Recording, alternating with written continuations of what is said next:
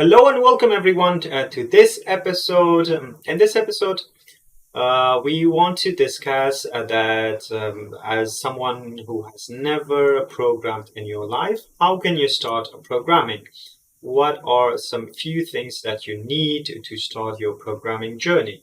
So the first thing that you need is your programming language. That we have already chosen for you, the C programming language. We will discuss why we have chosen the C programming languages, and there's obviously some reasons I've chosen this programming language. I will discuss that in the later episodes. So the first thing that you need is the language that you want to work with. So let's make a tick in here, the language. The second thing that you need is a computer. So you will need a computer with yourself. I don't recommend learning programming on your mobile phone, on your iPad, though it is possible to do that. I don't recommend it. I recommend that you have your own computer, you have your own laptop or desktop with a Windows operating system. That's what I will be using during this course, and that's what is mostly common with many people. So we will need one computer during this course. It doesn't have to be a very powerful computer. A very normal computer could also work for a programming language. Another thing that you need inside of this computer is basically you need two things. One is a text editor.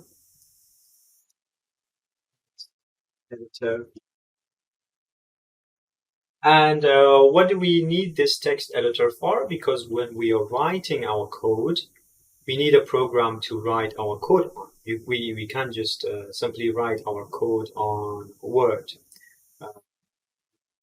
Excel, something like that. We cannot do that.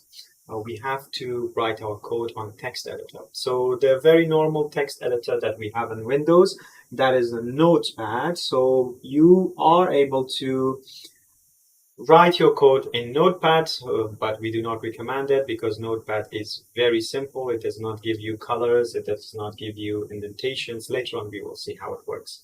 So writing your code on Notepad will not be easy. So that's why we need something called an IDE, Integrated Development Environment. So we will be using something called IDE, Integrated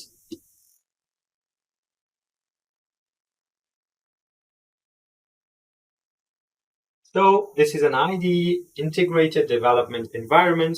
So inside an IDE, it's a combination of different type of utilities and softwares. So IDE is basically a text editor.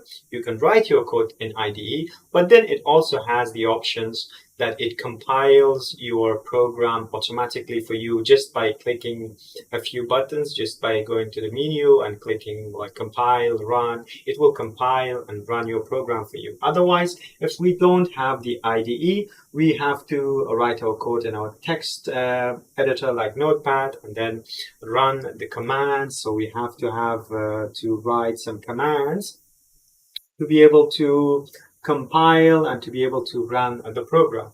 So having an IDE will make it much easier for us.